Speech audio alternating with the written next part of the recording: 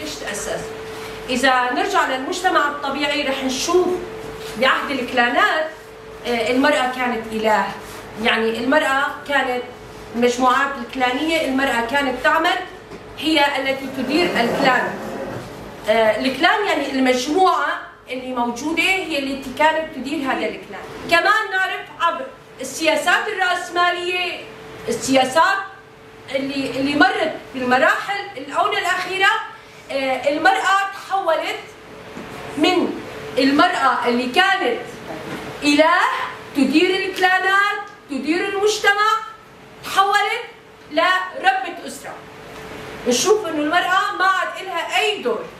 لكن تأسس هذا التنظيم طبعا بحسب فكر وفلسفة القائد. المرأة اللي كانت تعيش بظلم، المرأة التي كانت مجرد ربة أسرة، المرأة التي لم تكن تعلم شيء، تأسس هذا التنظيم لاسترجاع الحرية بالنسبة للمرأة. طبعا لما نقول حرية المرأة، الحرية حسب فكر وفلسفة القائد، الحرية اللي نحن نعرفها. فتأسس التنظيم ب 15/1/2005 مؤتمر ستار. هذا التنظيم طبعا بدي احكي شوي عن دور المرأة قبل وبعد مشان تعرفوا ليش تأسس هذا التنظيم. قبل رفاق الموجودين هون مثل ما نعرف وحسب متابعة سياسات الدول كنا نشوف النساء وين كانوا. يعني بصراحة ما كان في أي دور للمرأة، المرأة كانوا يطلعوا عليها. قبل تأسيس دين الإسلام كان في جريمة الوقت، تتذكروا هاي النقطة. كمان بعد تأسيس دور الإسلام أعطى للمرأة أهمية، يعني المرأة كانت تشارك في مداواة الجرحى، المرأة كانت تشارك في التجارة، هاي بدين الإسلام، فهم الإسلام الصحيح.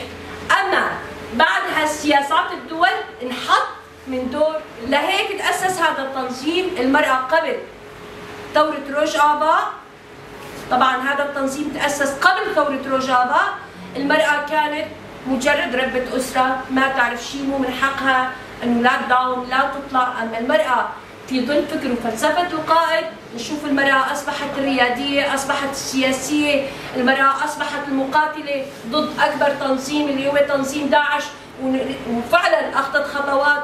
وقبل ما كمان بداية فينا نقول المرأة لعبت دورها ريادي، النظام الرئاسة المشتركة اليوم، هذا كلياته بفضل ايش؟ بفضل فكر وفلسفة القائد اللي شاف بالمرأة الإرادة القوية، اللي أعطى للمرأة دور ريادي مهم. هذا التنظيم إذا نقول تأسست بس مشان نساء روجافا، لا، احنا نكون غلطانين. يعني ليش؟ تأسس هذا التنظيم لجميع نساء سوريا، مو بس للمكون مثلا نقول للنساء الكرد، ما فينا نقول للنساء العرب الموجودين بروجافا او السريان الموجودين. اسم هذا التنظيم نحن نقول هو مظلة نسوية سورية، مظلة نسوية سورية. طبعا لما نقول تنظيم مؤتمر ستار، كثير من رفيقات ما يشوفوا حالهم تحت مظلة الأول. بالنسبة لنا ينظم مؤتمر ستار نفسه هو يناضل ضد جميع الأصعدة الإيديولوجية، الاجتماعية، السياسية، الدبلوماسية، الثقافية، الاقتصادية، في الدفاع الذاتي. طبعا لما نقول بالصحة والتعليم والاقتصاد، هي رح تشوفوها فعلا المبدأ الأول نحن عم نحققه بلجاننا، يعني اللجان عم تحقق المبدأ الأول. يعني قلنا ينظم مؤتمر ستار نفسه هو تنظيمنا، هو ينظم على الصعيد السياسي الاقتصادي الايديولوجي ايش؟ في جميع مجالات الحياة،